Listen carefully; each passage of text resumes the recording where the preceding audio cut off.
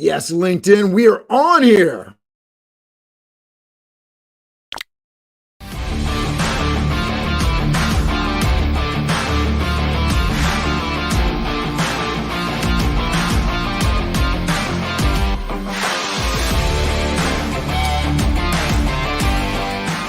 He challenged me. He said, you should meet 2 or 3 people every day. We're talking about how to level up on LinkedIn and engagement, meaning the go-giver, the idea that being open to opportunity. We're all dealing with challenges, but how do you overcome that? Master Connector with Steve Spiro and Cameron Toth is live on air. Oh, yeah, baby. We are live on air. We are with you. We're excited. This is the time of year where it's crazy, it's hectic. And so the training, the preparation, the mental fortitude really comes and pays off. And so that's why we are dedicating this episode to training and training at work. We're going to get into this topic. Steve, my main man, are you ready to get into this with me? I am ready. Thanks for unmuting me, sir. What's going on, friend Steve? It's Steve Spiro, the Master Connector, coming at you live in direct. And so I got a question. So practice makes perfect, right? No. Perfect practice makes perfect. And, how do you refine your craft and grow your business while you're in the thick of building your career? It can be hard. It can be challenging, right? If you mess up, your job could be in jeopardy, right? Does your company give you the grace to fail or practice? Or do they expect perfection? I've seen that a lot, right? Now with metrics and all these things, Salesforce and all that. Are there opportunities at your company to practice your skills in low stakes in a low stake environment? Yes, there are those who are visual learners, right? And there's auditory learners, right? There's kind of 3 ways we learn, right? But I don't know about you guys, but I happen to be a kinesthetic learner. I learn from doing.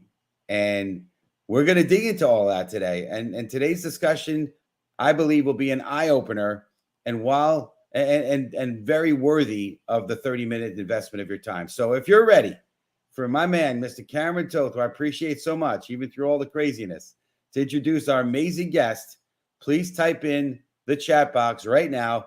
Let's go. So hashtag let's go. And we want to hear where you're from, and we want to hear, what town, city, and make sure you're connecting and networking inside the comments. But Cameron, I'm going to turn it over to you, sir. I'm not sure if you're ready for the intro to the bio of Oh yeah, absolutely ready. Here we go, ladies and gentlemen. I'm going to throw this guy wide on the screen. Justin Clark. Justin Clark is a distribution superhero who is passionate about employee development and helping leaders build teams through strategic practice in the workplace. He's worked with multiple companies and seen how practicing skills in a low-stake environment builds employee confidence, customers' experience, and overall revenue growth.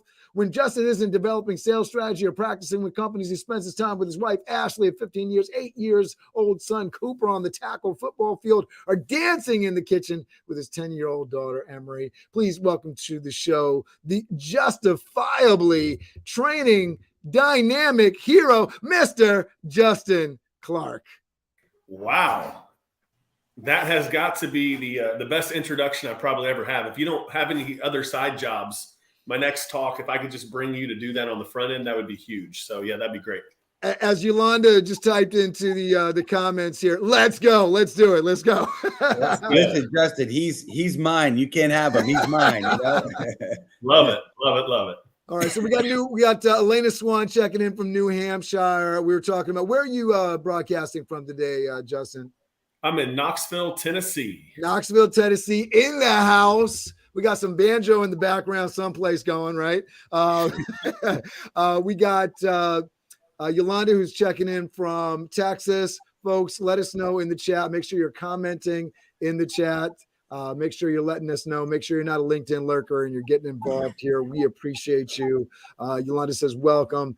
My team, Dylan, in the comments there, want to shout them out. Dylan Mancino. Elena Swan has joined us from New Hampshire, so we're excited to have you here. Steve, get us started in this conversation. Absolutely, man. It's great, and I loved hearing a little bit in your bio about your family and dancing and all this fun stuff. So, listen, Simon Sinek, right? Great book, Start With Why. We'd love to hear your why. Everyone has a why that drives them for success. So tell us a little bit, and I know you could probably get super deep on this, but what's your why? For me, it's travel, it's helping family, but ultimately it's to inspire people. It's to be the light. It's that uplift and inspire, encourage, and why we're doing this show. But what is your why and what drives you for success? Yeah. So if we get a little vulnerable here really quickly. So I'm not sure if other folks on the call can relate, but I spent a lot of my time in my life with levels of insecurity, maybe not feeling like I could be enough, having these walls that kept me from reaching the next level where I wanted to. And fortunately, I've been able to overcome a lot of that. And my why really is all based around helping people. And that's from kids and coaching football and basketball to coaching people at my church, to people in business, helping them break down walls and overcome and get to areas they didn't think they could get to, mainly because I could just relate to growing up with that insecure feeling. And so my real why is, helping my family, helping my friends, those people I work with, become just a little bit more, getting slightly over into that area they didn't actually think was possible. That's what gets me super excited, and I love it. I love it. Every time I have people on, because Cameron asked me the other day, we were doing a little huddle on the show. He's like, can you remember the conversation with Justin? And I remembered some of it, but it's funny when I have the guest on the show, and I'm like, now I know exactly why I have you on the show, because it's so we're so similar in that respect, right? I mean, I know we spoke about it, right? We both have that sort of dark, insecure side that we kind of came out of, and now because of that experience that we had, and how it was tough, but today it's great, and we want to bless other people with that same and pay it forward. It's awesome. And I love what you're doing, and I love what you stand for. So appreciate that big time. So listen, I said it in my, community. I just got over COVID, just have a little residual cough here. I know it's not professional to cough on camera or screen or microphone, but deal with it. But anyway, I am, does practice make perfect? Let's just ask. So I want you to, community, before Justin answers, I want you to type in right now, practice, #practice. All right. And we're going to have Justin dive into that. So what are your thoughts on does practice make perfect? Well, before we dive into does practice make perfect, I want you to think about something really quickly, and it's odd. This will be the basis of my conversation being here today. Think back when you're 5 or 6 years old. You're 5 or 6 years old. There's a kid down the street that jumps rope better than you do. They're a better jump roper, and you want to get better at jumping rope.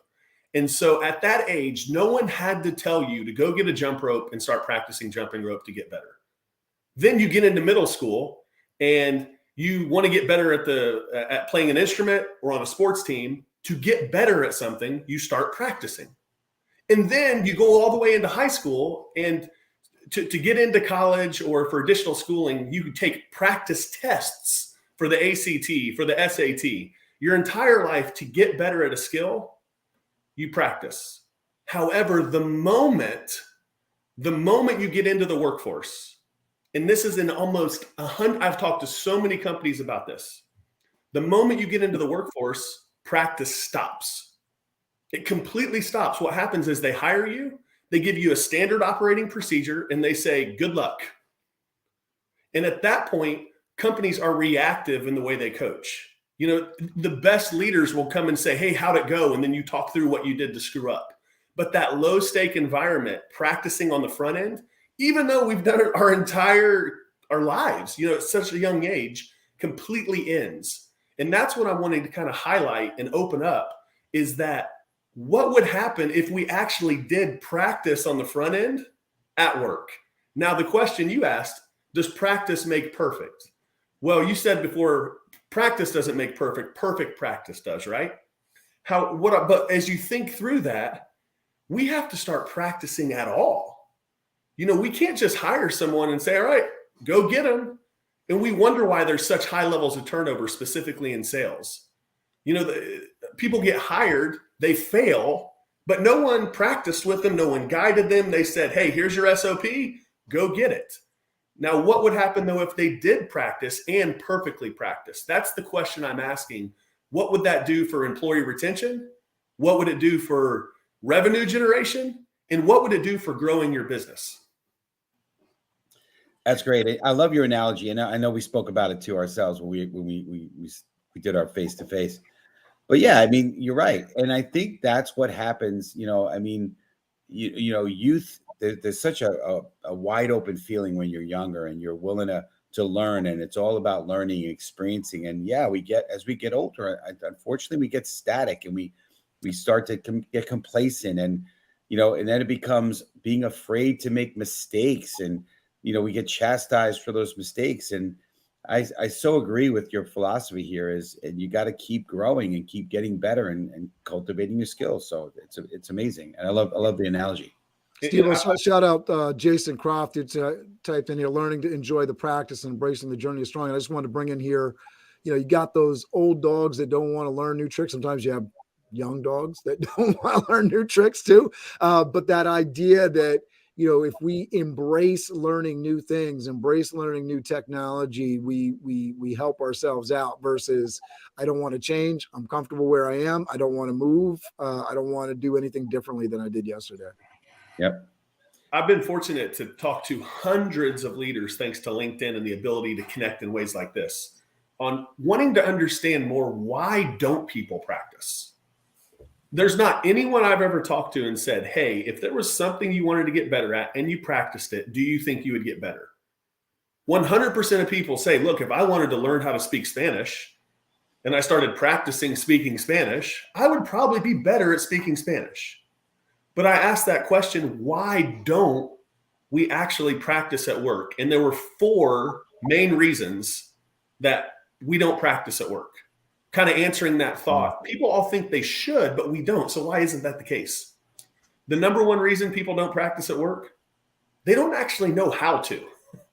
So think if you spoke to a leader and said, hey, customer service manager, I want you to run a practice with your team to get better. There might be some hesitancy in knowing how to run that. The second biggest reason people don't practice, they say they don't have time. They don't have time to practice. Can you imagine any sporting team? The coach came in and said, hey, we're not practicing this week. There's no time. Sorry, guys. I know the game's really important, but we don't have time to practice. Right. But that happens in the business world constantly. The third reason, and you alluded to this with those old dogs, can't teach them new tricks. They already think they're good enough. So they've had a great career.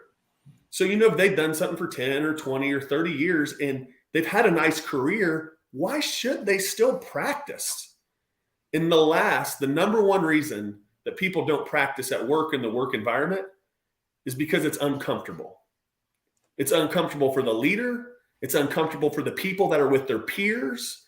It's an uncomfortable feeling that they get. So those 4 reasons keep people, even though they know practicing is important, they keep them from doing it. So the biggest thing that I talk about is how do you create that environment where you can overcome those 4 really legitimate things? Not knowing. So we have in the comments, we got Yolanda says, how do you perfectly practice? I know that's Steve's next question to you. So if you're in the comments right now, set this up for you, Steve. Make sure you type it in right now. If you're interested, you heard, why people don't do it, right? If you're interested in how to do it, type in hashtag HOW how. Steve, ask the question that everybody's asking right now. Yeah, no, of course. And most leaders don't have their teams practice in the corporate setting because they aren't sure how to. So now we want to dig into a little bit more of that how, Jason, and what and that how they could do it. And I'm sure it's different in every situation, but give us your perspective on that. That's where it's been super fortunate is we've been able to simplify it down to where it doesn't have to be that different in each situation. So if you follow here, the first piece we have to look at is the environment. And is it a comfortable environment where people feel like they're not going to be judged and they can be raw and real to actually practice? So the way we run a practice is very first thing we do is when we do a practice with a group, the leader goes first. So the leader goes first. And secondly, we acknowledge each other in the group that are practicing, that we all have different skills. We're not robots. I might say something different than the way you say something. They might say it different. And the great news is if we practice together, we will all learn from each other.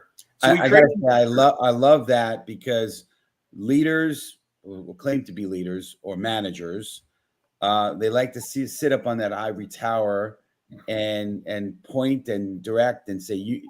But meanwhile, if they're on the front line having to do it and expose themselves, I love that. And listen, it's, a lot of big part of what we're about is about vulnerability and being authentic. There we go. Yeah. Connecting authentically, right? And that's how much better is that as a leader, showing their vulnerability and connecting and saying, hey, I'm going to give it a shot. Let me show you. And listen, if they're not great at it, either one, they need to cultivate and practice their skills more, or maybe what they're trying to teach and tell the team to do is not realistic either, because they're not effective at it, right? You join in with the team and say, it's not you're going to learn from me. I'm not the great leader. We are going to learn from each other. And in doing so, I, as the leader, am going to provide some levels of direction. But that doesn't mean that it's there in a way to judge each other. So for the last 15 years, I've been leading sales teams across different companies. And I can tell you some ways I've done it completely wrong, which has got me to the point now where we have huge amounts of success with practice.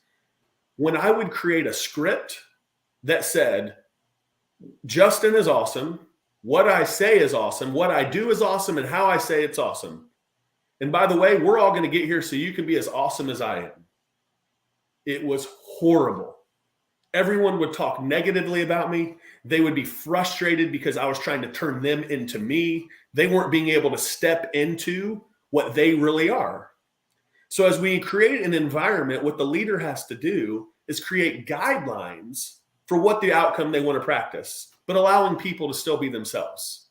So where we've had the most success in that is, one, first off, telling the person that you're wanting to practice with, what the goal would be. So just last week, I was consulting with a president, and he was upset with about one of his employees. And he had said, this person won't do this thing I want them to. And I just asked, hey, have you told him to do it? And have you given them simple ways to do it? And have you let them try? Well, one, he had barely told them what to do. He hadn't given them much, if any, guidance, and they certainly had not practiced it. So as a leader, what we have to think about is, what is the end result we want to have happen? So if you think through a customer service team, there's a customer service manager, and when a customer calls in and they're mad, they're upset, there is some way that the company wishes that someone would respond to an upset customer. However, there's not practicing it or directing them exactly how to do it. So if instead of creating robots out of each other, you give them 2 or 3 gold keys on things to think about, allow them to still be themselves, allow them to still have their own tonality. But as the leader, all you're giving them in a situation is 2 or 3 gold keys, and then allow them to be themselves. So if you picture the leader goes first and you let them say, hey, how'd I do? At first, they might be a little nervous. They don't want to, say something bad about their boss. But if you have that environment where they'll start coaching you, it opens up such a great opportunity for you all to grow together, but involves the leader going first and being vulnerable. I love that. It's great. Yeah. I'm hoping that the right people are listening to the show right now, because this message needs to get out big time for sure. And people would say, when it needs to be different, we need to make this elaborate practice plan. No, you don't. So what the course that I put together, it's 50% off today, by the way, if you type in Master Connector, but it allows you to run a practice in any situation. And all you have to come up with is, what is your problem? I'm sure in our businesses, we all have problems. What is the ideal result? So I have a problem. I've got an ideal result. And what are the 2 or 3 things you want them to think about? That is all you have to come up with. And then practice it together. So this isn't exact role play. It's not, hey, ring, ring, hello. All we're saying is, hey, there's a customer that's upset because they were double charged on their credit card. How would you handle it? They've got 2 or 3 things that you've guided them, and then you practice it. And what's really cool, and what I found more often happens more often than not, the leader, myself, I'll come up with 2 or 3 important things, and then the team actually ends up coming up with 1 or 2 things that were actually more important or done in a better, different way. So they become a part of that practice. And so in all situations, I have a problem, I have an ideal result, and here's 2 or 3 things to think about. And I promise if you start doing that, those people will get better at that thing. Yeah, I love it. And David Greenberg echoes that thought. Real leaders understand the knowledge is in the organizations. The ones know how to put the power of the organization to work.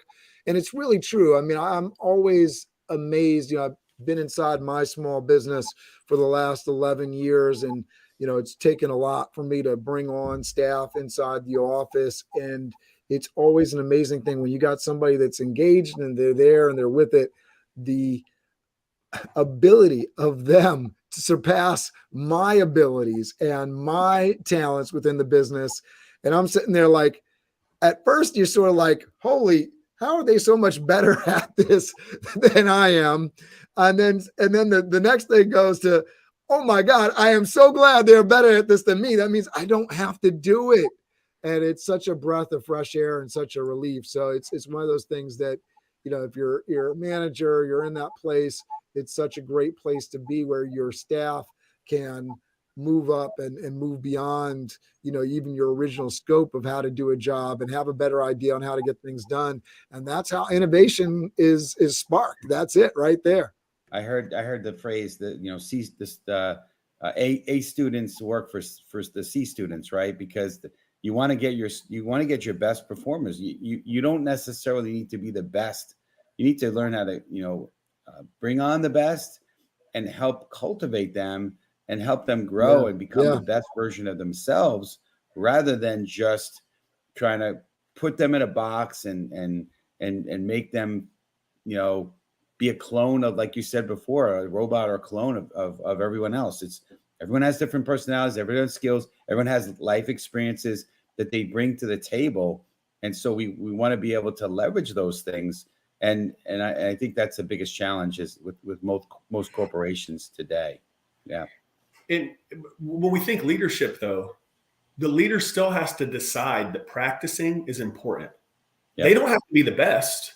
You think Phil Jackson with the Bulls, he didn't have to be better at basketball than Michael Jordan. But he did have to decide, this is what we're going to practice. Here's what we're going to do. And then allow your talent to help coach and guide where you'll end up going. But so that's the first piece is, leaders, if you want to run a practice with your team, it's not as hard as you think. So when I work with presidents and owners doing consulting and they have an issue with an employee, I always ask, how are you coaching them and how are they practicing? Yep. And more often than not, neither of those things are really happening. So I have to do that. Email. They're seeing an email with a punch list of things that they should do. It's the worst way of communication. This is not their issue, Mr. Person paying me money. This is your issue. If you're not coaching and practicing and they're not getting what you want, then stop blaming your employees. Yeah. I love the book. I know we always throw a book up, Extreme Ownership by Jocko Willings and Leif Babbitt, I think it is. But great book on, listen, if there's a blame, and he tells a great story, true life story about there was some kind of deployment, some kind of mission they went on, and it went awry, and who's to blame, and everyone was his team was taking responsibility, and he said no, it's on me, it's all me. And that's true leadership, right? It all falls on you, the leader, right? And not trying to put blame on other people. And if your team isn't performing, I love that, it's really up to you to bring out the best in them, right? Another great book, bring out the best of people, right? The Phoenix National Network asked the question, which is a great question. How does a leader overcome being intimidated by people who are more talented in certain areas? There it is. It starts with one question or one statement. It's humility. So if I was going to go work with someone that's better at something than me, I would first hope to get them to agree that if we practice or they practice or I practice, we'd get better at something. And I would share, I'm not very good at this. And I think you are really good at this. And if we practice this together and learn from each other, we could all rise together. Yep. But it starts with humility and being honest and saying, hey, I'm not actually as good at this as you are. But man, how cool would it be if we were able to learn together? Yep. Rising tide raises all ships. Yes, sir. I think there's a certain assumption by folks, right? If you're, especially you're a small business owner, but even, on the larger territory, your manager, mid-size company, if somebody knows how to do what I do, then they're going to take my spot, right? They're going to steal my idea and they're going to move forward. If small business, well, they'll just start their own business. And I think so many folks don't understand how abundant the world is. So if somebody does that, like, good for them, right? First of all, like, just get it out there. Like, if somebody is able to come up, not steal your position and all that kind of stuff, because the idea, and I had a great manager that taught me this, is if somebody learns how to do your job, that allows you to move up to the next rung, right? So that's a beautiful thing. And if you got a better competitor that you have a good relationship out in the world, that can be a great thing for you too. Could be the most awesome thing for you. But the idea that a lot of people they want to do what they're doing. And if they're good at that, they're happy doing that. And they don't want to run the business and they don't want to do all these other things because you get the other dual piece of it. You think somebody's going to do everything that you do. Well, if they can do one small piece of what you do and they can do it better than you, that means you can focus on the other things that are challenges that they can't necessarily do. So it's such a big thing when you get somebody that's really good at something. And I'm glad we're talking about that. Do you want to ask that question about how people improve, Steve? You're on mute. There we go. Oh, no, we got to get you on. There we go. You did it again. So we want you to type in hashtag improve. I know Cameron threw it up on the screen before, but what's the best way to improve? You alluded it was alluded in your introduction, right? The best way to improve employee confidence, retention, and performance. Give us some thoughts on that if you could. People enjoy being successful. There's not very many people that love their job that are bad at it. So if you want to improve employee retention and you can help your people be better at what they do, they're going to enjoy their job more. And if they enjoy their job more, they're going to show up with a better attitude. If they show up with a better attitude, they're going to perform in a better way. Many times when people are changing jobs often or turnover is really high, it can be culturally related. But out of that culture is, hey, people aren't actually coached up or trained up to do well at what they're doing or trained to do what they're going to do next. It's great. I love it. Yeah. I mean, so much, so true. I can absolutely relate to that. When I'm feeling good, I want to do more. When I'm not feeling good, I don't want to do anything. I just want to hide, honestly. So yeah, I mean, and I've had my share of, over the years being self-employed, worked for companies, and the times that I've worked for somebody who has been sort of that, kind of stick versus carrot, kind of just, beat you down and, talk about the negative stuff and talk about what you're doing wrong. And listen, there's times and places for improvement, but allowing somebody to grow and to encourage them and to look for another great book is Whale Done, right? Talked about how they train these huge whales, how to jump out of the water on command, and through kind of a reward system, right? They didn't chastise the whale for not doing something right. They rewarded it for doing right, and eventually it came out of the water upon command. So I so agree with what you're saying on making sure they feel good. That's an incredibly amazing point. And to small business owners and also large business owners, the quickest and the fastest way for ROI is to have a really good onboarding. So when you hire someone new, instantly you're wondering, what's this ROI? How quickly is there going to be a return on this new employee? And if you use practice at work in its proper way, if you think through it, we have an issue, we have an ideal result, and we have 2 or 3 things I want you to think about. Imagine if you went and you thought through a segment in your business and you came up with, here are the 9 biggest issues we have in our department that we run into. Here's an ideal result, how to handle all of those. And here's 2 or 3 things to think about. You hire a new employee, and when you bring them on board, it doesn't take them 6 months to figure out all the problems and what to do and how to handle it. You're able to already tell them, hey, great news. When you're in this role, you're going to run into this type of a problem. And in an ideal situation, we'd move it to, and we'd get this result. And to do so, we're going to think of these 2 or 3 things here. So you actually end up, when you start practicing on a regular basis, start documenting it. Yep. When you document your practice, you now create an onboarding for your team. Then you hire someone new. Great news. Here's all the problems. Here's all the answers. And so it's an ongoing cycle. to where you constantly keep getting better. New employees come on and everyone's used to practice. Yep, absolutely. Mic drop moment there. Listen, I have a last question because we want to wrap up the show here, and this, you sort of looks like you're starting to get to it. So the question I was going to have, and I want you to type in #strategy right now. There it is. Thank you, Cameron. And thank you for putting up the book, the Well Done book. So what does, it was mentioned in your bio, right? What does strategic practice in the workplace mean, refer to? And sounds like you're kind of starting to get to it right there. So let's dig into that just a little bit before we close out. And at the end of that, I'd love for you to tell people how they best can reach you, and and you could reiterate your offer as well. So strategic practice. Strategic practice sounds like big words. All it is doing is you're identifying the problems or issues the people on your team have. You can even get those from them. So you go to your accounting team. Hey, what are the biggest problems that we run into with customers? What are the biggest problems we run into with other people within the organization? You take those problems, then you determine as a leadership team, as an ownership, whatever your deciding factor is, what's the ideal result to those problems? And then you come up with 2 or 3 gold keys that when we work as a company, this is what we're going to do.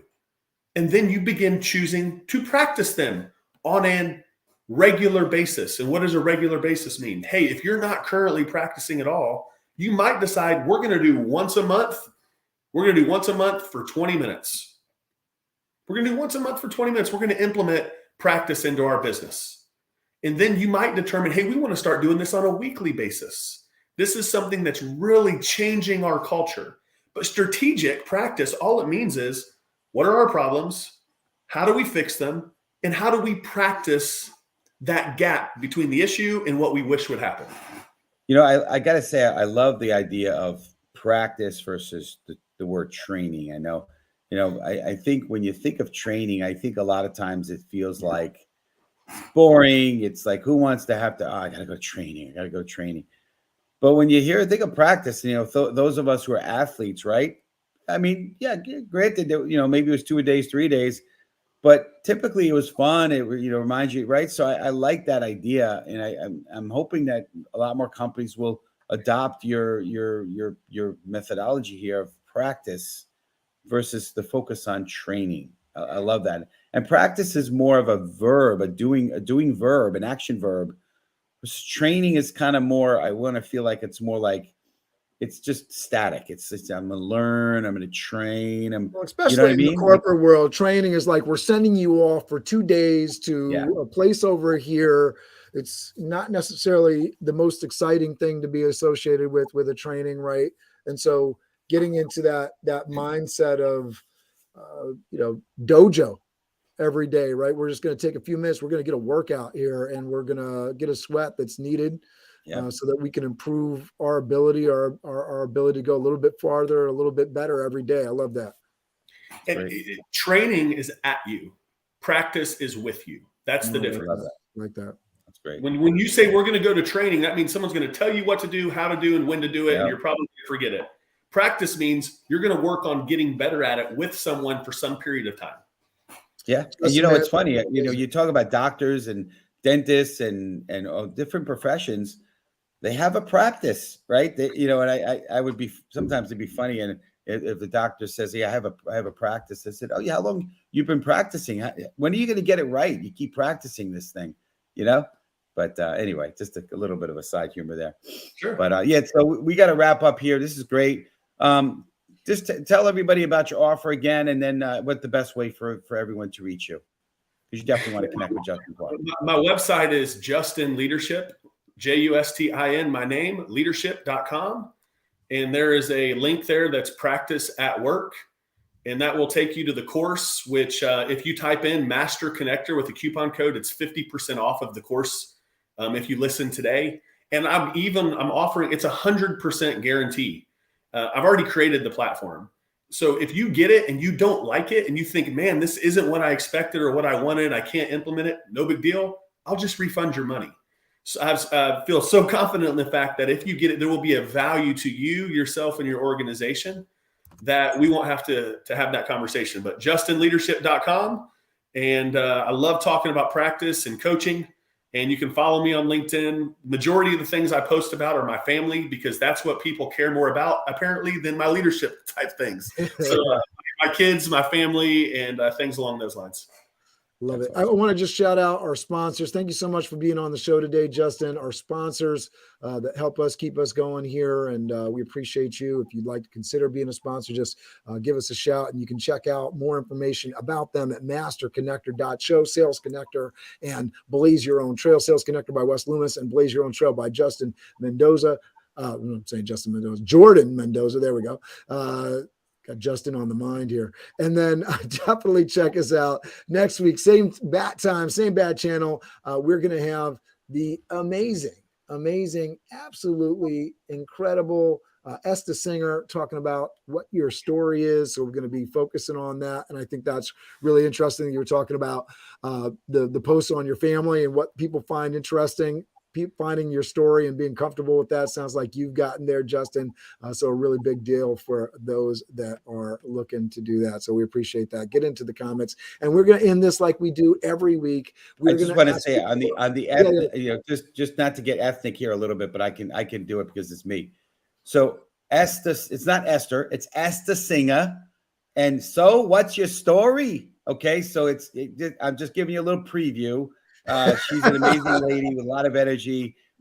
You could kind of figure out her kind of ethnic background. Esther Singer, but she's amazing, incredible energy, and you're gonna not want to miss the show for sure. Anyway, but yes, you're right, Cameron. We want to end the show with and listen, we appreciate you, Justin. You brought the light. That's our mission on the show, is to really uplift, inspire, encourage.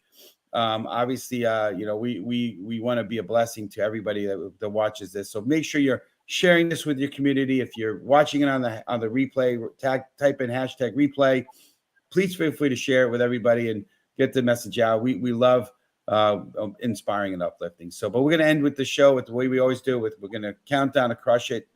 So we're going to put our hands up, 5, 4, 3, 2, 1. If you're watching, you could do it on the texting. But you ready?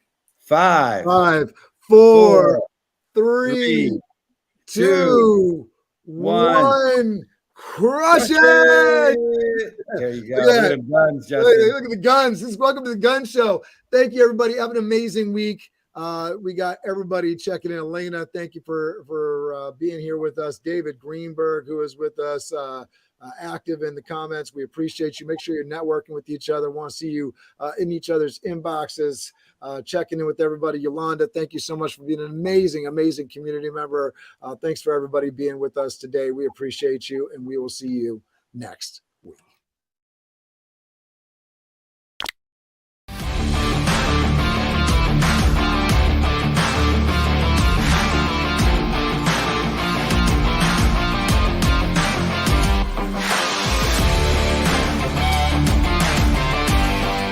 You know, he challenged me. He said, you should meet 2 or 3 people every day. We're talking about how to level up on LinkedIn and engagement, being the go-giver, the idea that being open to opportunity. We're all dealing with challenges, but how do you overcome that? Master Connector with Steve Spiro and Cameron Toth is live on air.